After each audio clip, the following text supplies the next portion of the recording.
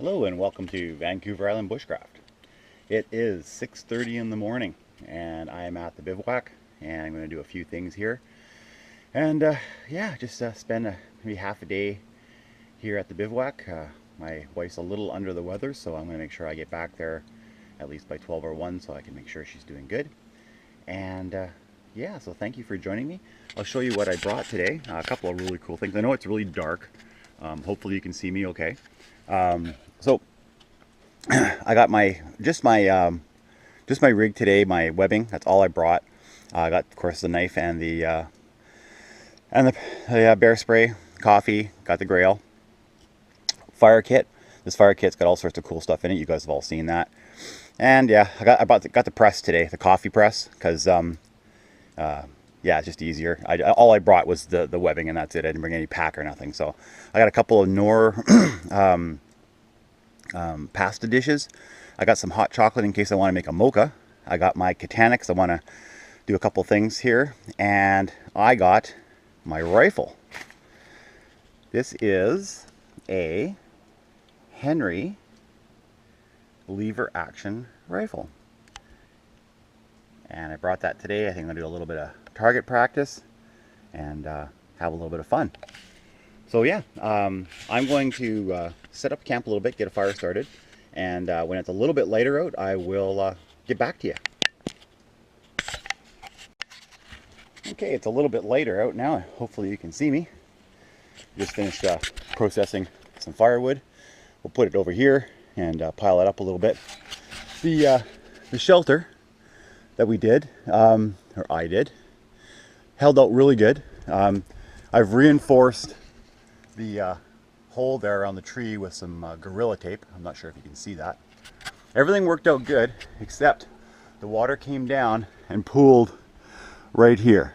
So I'm gonna have to put another stick here, which I planned on doing anyway. So I'm not gonna empty that out right now because I brought one canteen and one grail full of water. And the stream has a little bit of water, but not a lot. And I'm gonna utilize that water pool as a water source today, and then I'll just dump it out when I'm done.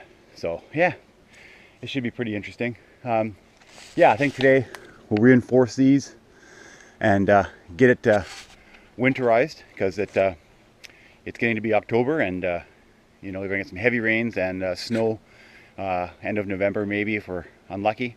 Here in Vancouver Island we get 2 or 3 inches of snow, but for the last 3 or 4 years we've gotten 6 or 7 inches, and it stayed for a fairly long time. So I'm going to prepare for it and kind of go from there. Yeah, so I'm just going to keep working along, and I'll show you the progress as I go. Okay guys, what do you say we get a fire going? I got one of the fire bundles, and let's take a look at what we got in here. Each one is different.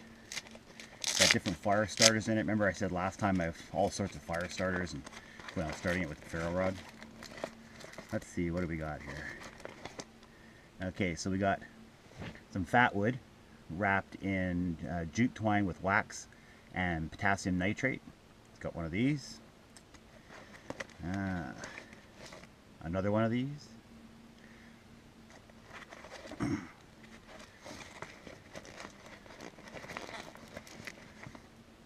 Another one.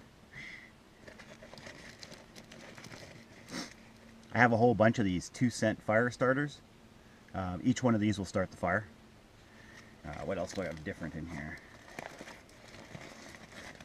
I have a lighter, of course, with jute twine, and a jute twine, of course, is underneath the trigger so that the gas can't escape if it's pushed on with my pocket or whatever. Just jute twine. You can scrape this with a knife and hit it with a ferro rod, and it will ignite.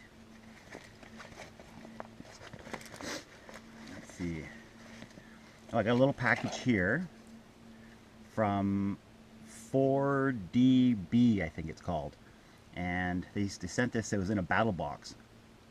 I used to subscribe to a battle box of some kind. I can't remember which one it was. And they have these little fire lighting, and it looks to me like almost like dryer lint with wax pressed together. That's what it looks like to me. But I got a couple of these in here, and a wet wipe. These are full of alcohol and they'll take a spark. every one of my fire bags has a small ferro rod, so they're self-enclosed. I can take this, I always carry a knife, and I'll be able to start a fire no matter what. Of course, I have the lighter too. And I got a whole bunch of this stuff on the bottom. This is on the bottom of all the bottle boxes. It's just paper and great tinder. So I always keep that in there. I think that's it. These are just doubles of everything. So I think today what we'll do is we will use one of these fat wood with potassium nitrate, wax, and jute twine. What do you guys think? All right, let's get down here. Sorry about all the jiggling around. All right, so we got some twigs. Now, I just got these twigs off of the forest, and it's been raining really hard here. So these are somewhat wet, so we'll see how well one of these little guys work. So I'll just use a lighter. You could take a ferro rod and scrape an area and then hit it with a spark, and it will spark. That wouldn't be an issue. Look at that fat wood, eh? It's kind of crazy how that stuff lights.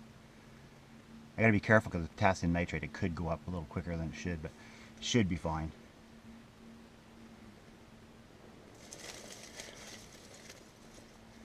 Alright, so we'll put this here. And we'll put all these on top. And let's see what happens.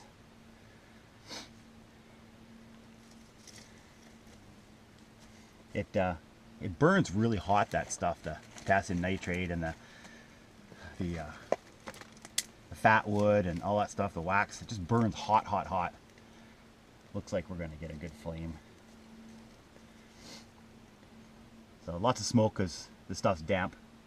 But we'll see if it stays lit. I'm not worried about it. I got batons, dry wood here, and all sorts of stuff. I just wanted to see. This should work though. That's a good enough pile of wood for the twigs, and then we'll put on some bigger stuff in a second. Looks like she's lighting up no problem. Notice the amount of twigs I have here. So many people just put a small amount of twigs, and it just burns out so quickly that there's no heat. There's no heat gathering inside. This is a fair amount of twigs. Notice the amount of smoke. This is because they're so damp. So it looks like we got a pretty good start here. And then we'll start to put on the batoned wood.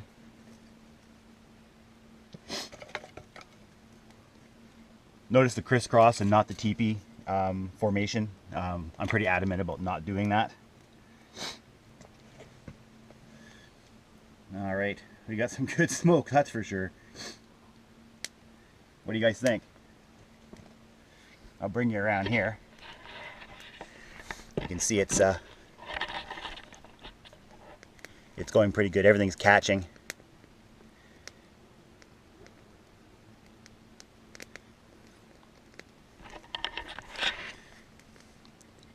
Yeah, these things are pretty neat. They're easy to make, like literally, 2 or 3 minutes, and you have some spare time.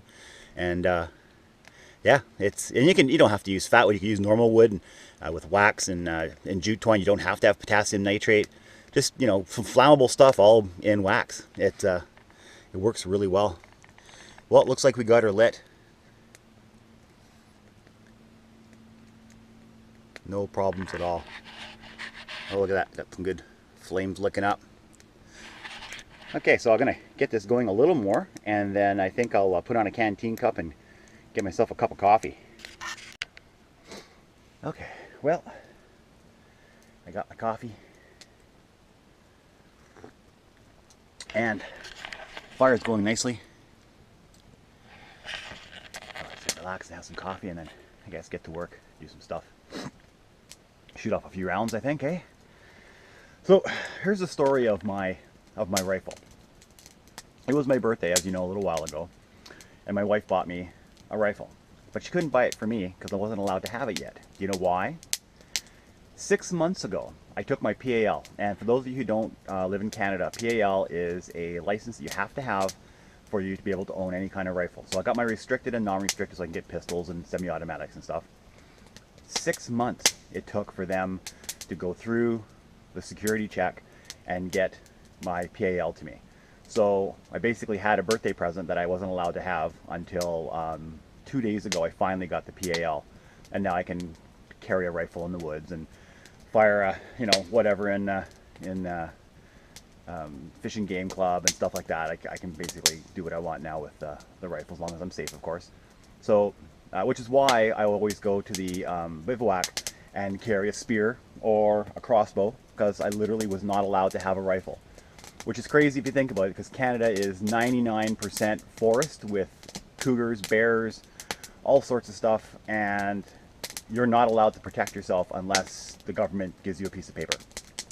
Wow.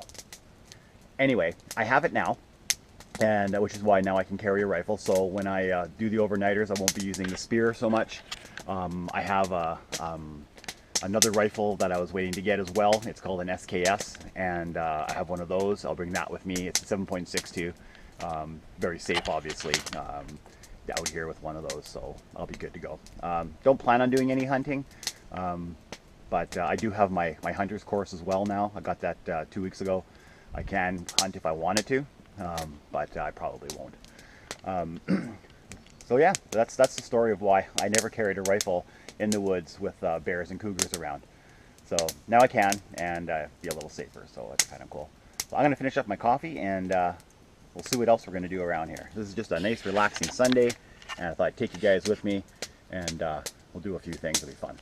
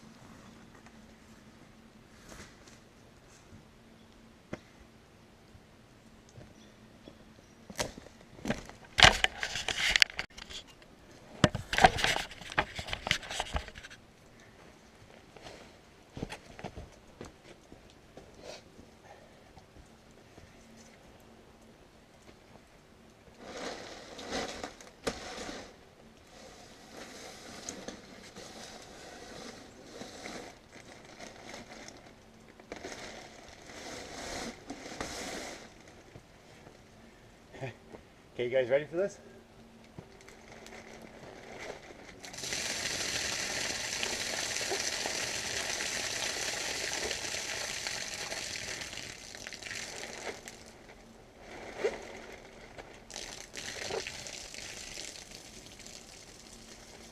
That's a lot of water. That's enough water for a couple of days if I needed it. The reason why I'm emptying it is I went to the stream, and the stream has water in it. It's not flowing, but it has water in it, so I can use the grail. So I don't need to preserve the water here.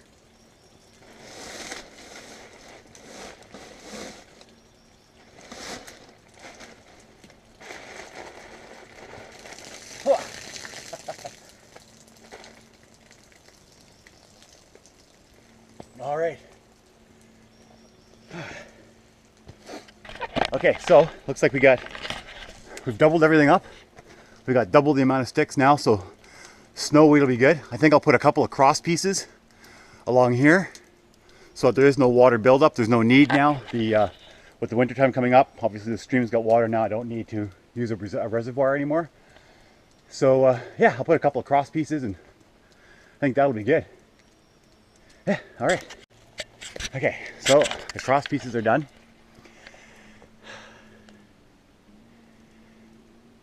All along.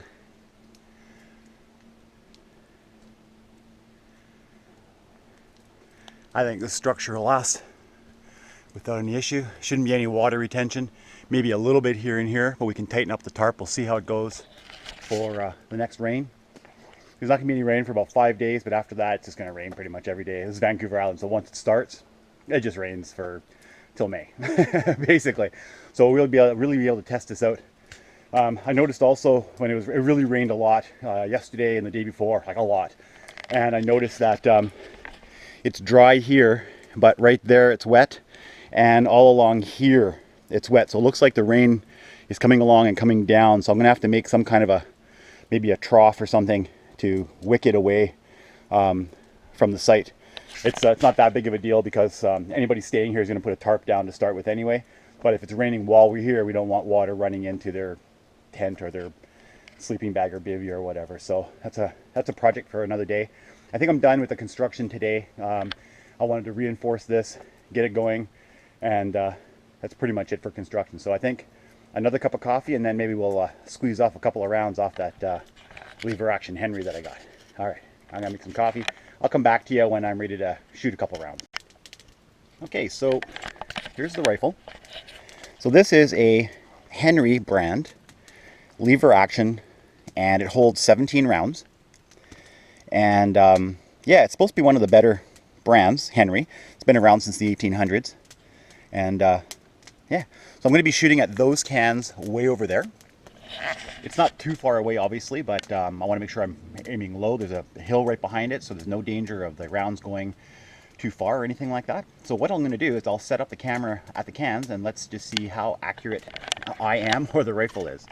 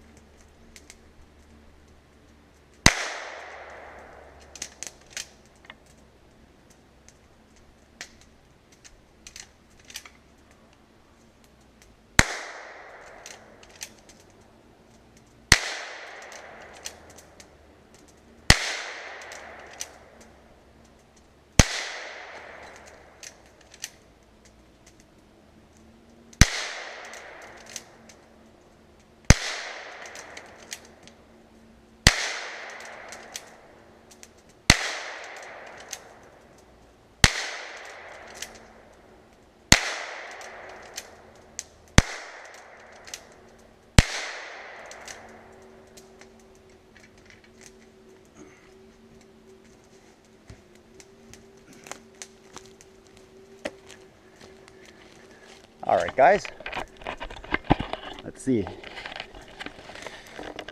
All right, pretty much hit every single time. Those two fell down. So yeah, pretty accurate, not a bad grouping. Yeah, she's a pretty good little rifle. I like it.